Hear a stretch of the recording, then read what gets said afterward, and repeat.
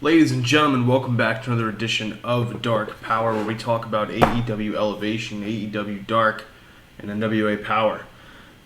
Gotta remind you guys, hit that like button, comment, share, subscribe if you haven't already. We appreciate everything that you guys do for us because it allows us to do what we do for you. So let's talk about this week's Elevation. Not too many matches on this show, but all of the matches were really, really good, actually. I like this kind of feel of a shortened Elevation. It was under an hour. It was under 50 minutes. It was like 40, almost 40 minutes. But very well done. They did a good tease for Dark, which I love. We've been talking about cross-promotion, cross-branding, doing things, synergy to create interest in the upcoming shows. We already know that Elevation, while it is a showcase for future talent, it is still an advertisement for Dynamite itself, the same with Dark. So here, seeing a good match between Hikaru Shida and Danny Jordan, very well done.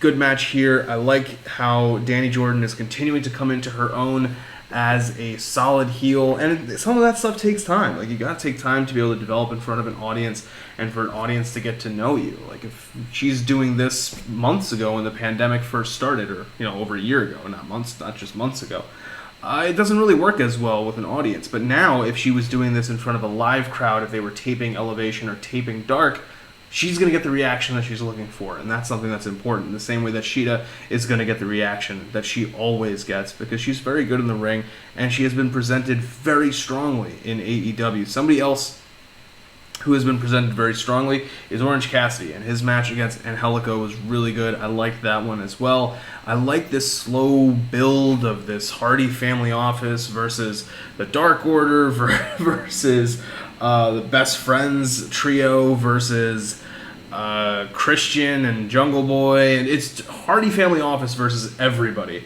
and every single person has some kind of feud or some kind of involvement.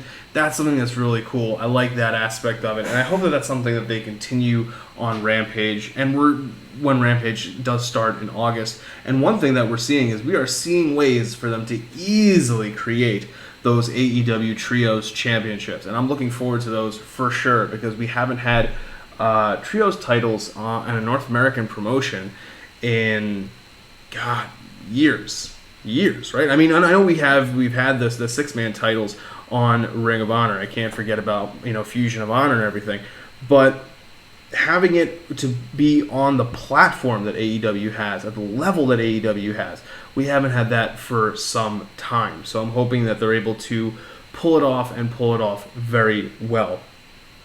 Something that they've been building towards, and we're seeing, speaking of slow burns, something that they've been building towards is this feud, this feud down the road between Janela and Sonny Kiss. And here we have a segment where Marvez talks about how on Dark, Janela and Kiss are going to be in the waiting room. Love the waiting room. And he wants to kind of get Janela's opinion, and Janela is doing his "I'm just frustrated" kind of thing. I don't necessarily like the catchphrase, the "I'm frustrated" part of it, but I'm interested to see where exactly they go with it, which is a tease for what's going to happen on Dark. So guys, let's talk about Dark and talk about what happened on this week's episode of Dark, and I'm just going to go straight into the waiting room. The waiting room segment was pretty good, a little too drawn out, but pretty good. Basically, the gist of it is that Britt. So actually, before I get into that, I gotta say Britt's low key, kind of under the radar crack at Cody about him being into bondage. That was hilarious. She's like, maybe that's how we got the little roads. Oh, that was beautiful. But the gist of this segment is that Rebel and Britt bring in Janela and Kiss to kind of talk out their problems. And Sonny seems to be fed up with Joey, who is begging for another opportunity to be the tag team partner that he knows he can be or knows he should be. And Kiss, being the face of the situation, says, all right, cool, we'll give it another shot. I'll give you a chance to give me a hug. And they hug, and you can kind of see it on Joey's face that I'm going to take advantage of the situation.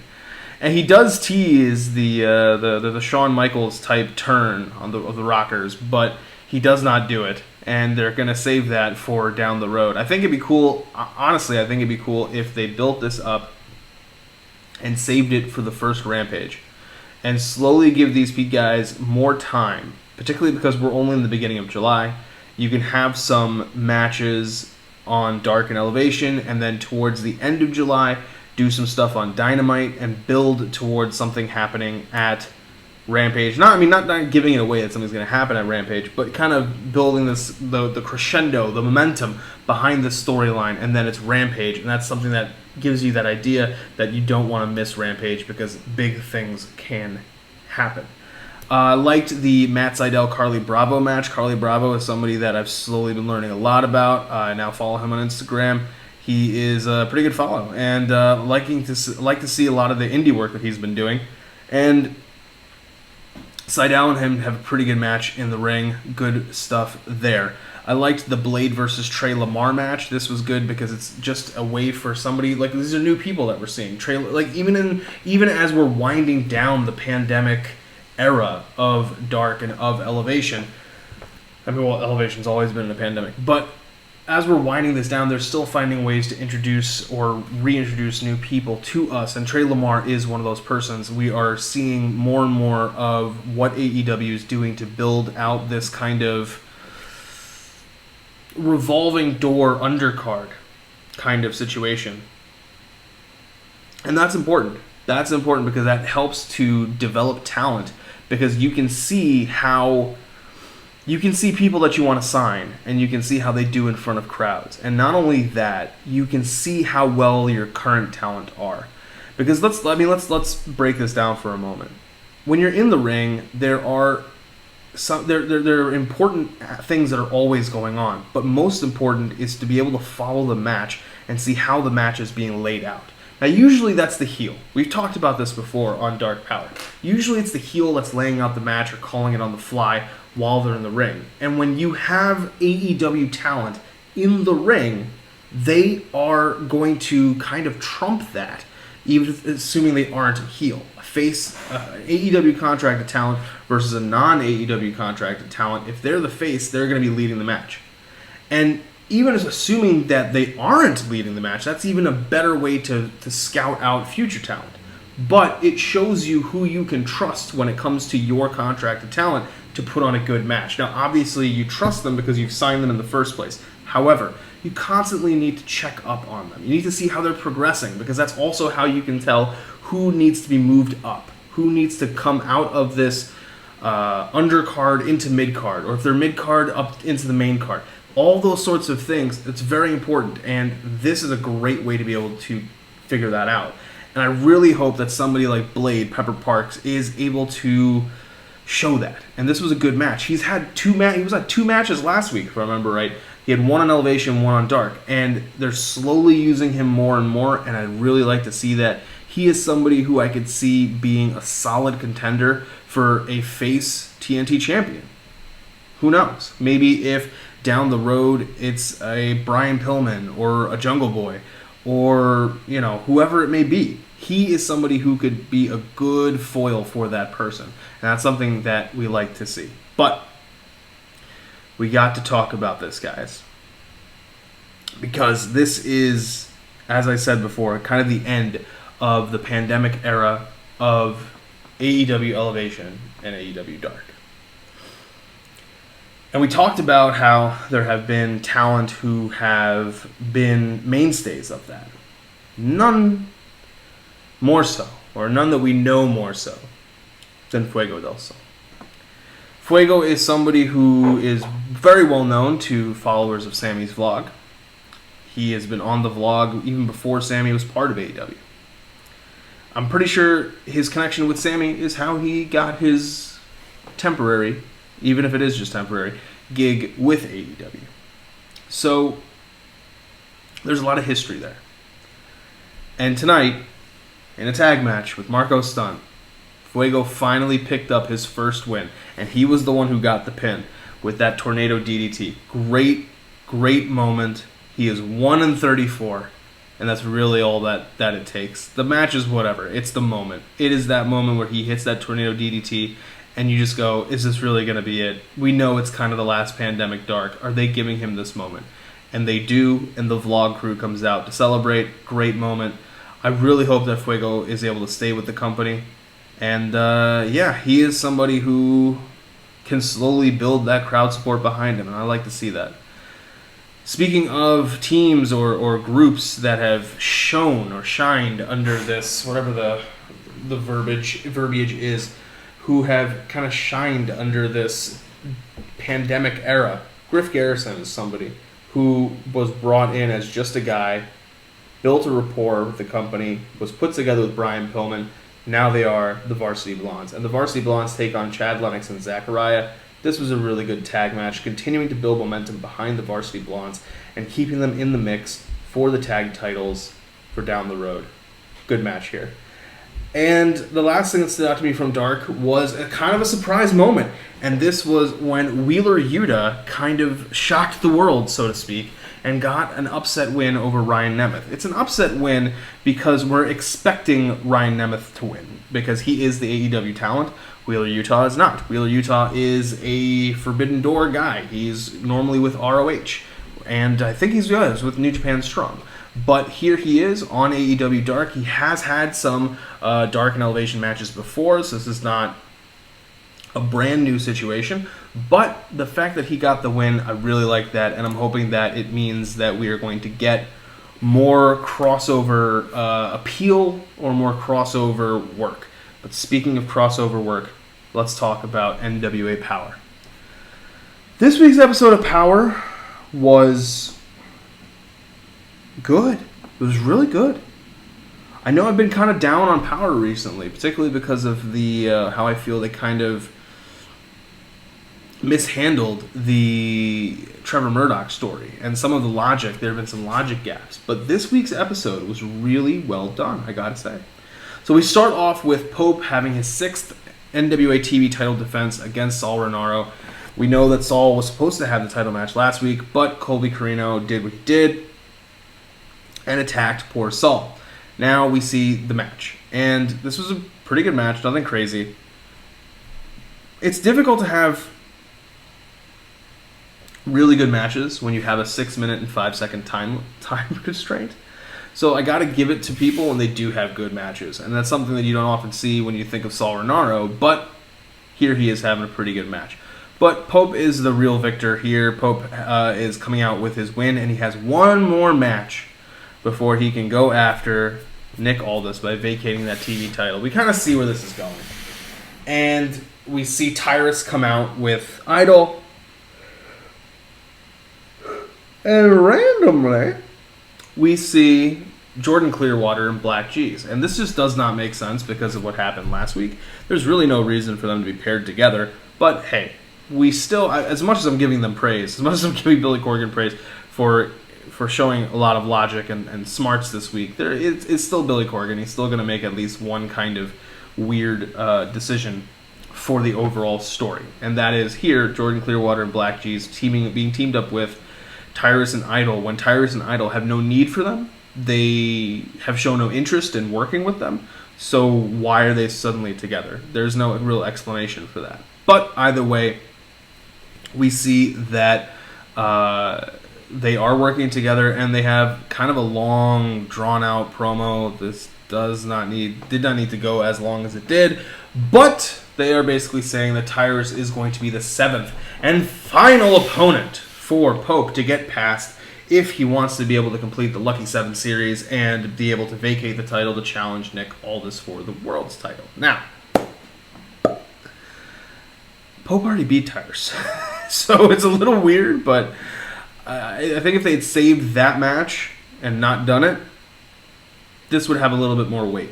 But they did what they did, and here we are. So we will be getting this Tyrus versus Pope match. I have a feeling it will be coming, I don't know, maybe towards the end of the month. Yeah, so that we can have a proper build for Pope to go up against Nick Aldis. And as you know, I thought Trevor Murdoch was going to get us another match. He will be, actually. It's not happening in NWA. It's I I forget the indie right now, but they're gonna have a rematch, and it's just not under the NWA banner, but it is gonna be for the NWA title if I remember right what I read. But either way, I think Trevor Murdoch's gonna be shifting to someone else, which we will get to in a few moments. We have the second best match of the night, which is tough. It's tough to have. It's the second best Dark Powerrr match this week, and it is Kylie Rae teaming up with Serena Deeb versus Thunder Rosa and Sky Blue.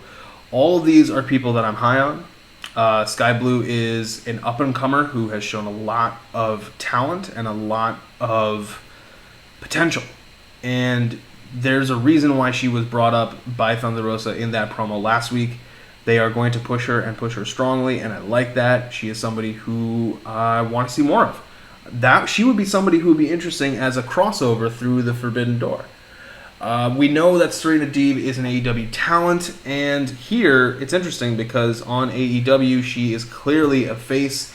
Here and during these tapings or during these series, she is definitely working as a heel. This is a really good match. They do more and more to tease the eventual Kylie Rae Thunder Rosa singles match. They get more time together in the ring, one-on-one, which is good. There's a nice, wicked drop kick at one point in time. Rosa, she gets Kylie into the corner, turns around to Serena Deeb, gives her the finger, runs over, and just nails a drop kick on Kylie. Great moment, great move. The match turns on Kylie kind of not realizing that Serena is willing to cheat, or not necessarily cheat. Let's say take shortcuts. She's not specifically cheating, but she is doing some underhanded moves, which makes sense considering she kind of has to act like the heel on this. They're not going to get people to boo Thunder Rosa, and Thunder Rosa is supposed to be the top face of the company. So you can't have her be in a heel kind of moments here. They got to get one more match out of Thunder Rosa Camille, which is starting to, now that I think about it, that pairing is starting to get a little bit old. But, I mean, who else is there really? They don't have that big of a women's roster. But either way, Kylie is able to tap out Sky as you expect. Sky is there to take the pin. Makes sense. The other three are bigger names. I know I said earlier that they did a really good job with this episode, and I'm about to shit on this segment here, but it just didn't really make sense. Well, it made sense because we kind of see that we're going to get an explanation. It's just not going to be an explanation now. So maybe it's not that I should shit on it. It's more of a, we can't have our cake and eat it too. We need to let the story develop. We need to let the play develop, as if this was football. But we have Jax Dane and Crimson coming out to talk at the interview desk. We know that they were teasing some kind of issues between the two of them last week. We said Billy Corgan really enjoys breaking up tag teams for some reason. They are talking, and Jax won't exactly explain what it is that he needs to tell Crimson, but he wants to do it in front of the whole world, which, again, he could have done last week. They were in front of the whole world. But he's asking Crimson that he has to keep his cool, and he's just like, text messages, and I wrote in my notes, like, text messages, really, these are grown men, like, this is what they're arguing about, but we don't really know what's in these text messages. Maybe there's something serious in these text messages. We'll give him the benefit of the doubt, but Jax, the person that he's bringing out for this issue that he needs to raise with Crimson, is none other than Chris G. Slice Boogie. So here is the problem. Crimson, they're building up this. Crimson loses his cool and gets angry and shit. And Crimson, naturally, because he doesn't understand why Jax brought this person out, because Jax won't explain it and just says text messages, gets really, really angry and walks out. Slice Boogie does a great just standing there being Slice Boogie. But either way, the issue here is just like, I just want to know what's in these text messages to know whether or not I need to really be invested in the storyline. That's I care more about it from that perspective, not for any of the three people involved. But speaking of tag team issues, Kratos is there, and Kratos has an interview with Mae Valentine. This was actually pretty well done. He notes that he is there to win. He has a shirt with the NWA logo on it, and he's put duct tape over the N and the A because the W is all that matters. I like that. That was actually pretty well done. Here he's saying that, he doesn't necessarily respect Aaron Stevens, but Aaron Stevens is slowly starting to come around to what Kratos is saying. Win. We gotta win. We gotta win. But respect is earned. And so the basic gist of this is that Kratos does not respect Aaron Stevens yet, but Aaron Stevens could potentially earn that respect from Kratos if he continues to listen to Kratos, I suppose.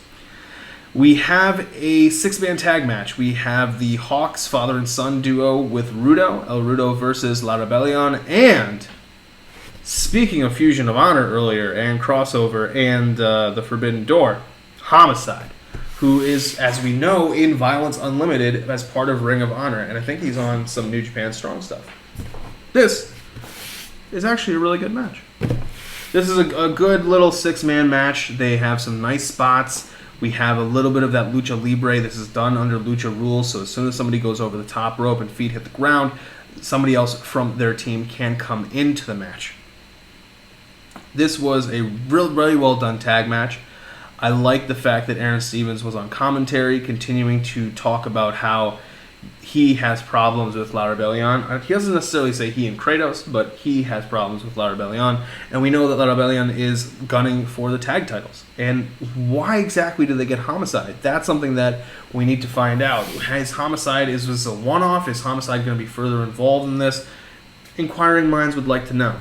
But that leaves us with the main event, which, if you hadn't already guessed it from what I said earlier, is the match of the night. It's the match of Dark Powerrr. This is JTG taking on Chris Adonis for the vacant NWA national title. This is a very well done match. These are two guys who are seasoned veterans. They're seasoned pros. They've been in WWE. They face each other in WWE, and they know what they're doing. Now, some people may think that Chris Adonis has kind of lost a step in the ring. He wasn't super great to begin with. And JTG was always known as more of a tag guy with the late, great Shad Gaspard, may he rest in peace. This was, however, a very well done singles match. It told a good story of Adonis trying to find a way to keep JTG down and JTG continuing to fight back no matter what. JTG refusing to give up. Adonis getting him into the Master Lock. JTG coming so close to breaking the Master Lock. And so Adonis has to let the Master Lock go and try to soften up JTG a little bit more before he can put it back in. Once he gets it locked back in, JTG is fading. However, we know that JTG is not going to give up. We can tell that not just because of this match, but because of JTG's journey since he came back to the NWA. And when he came back to the NWA, it was against Fred Rosser, who is now the guy who has his back. Trevor Murdoch is on commentary, and this match turns when Rosser comes out and throws in the towel on JTG's behalf. We have a new NWA National Champion. It is Chris Adonis. Adonis gets back the title that he never lost. And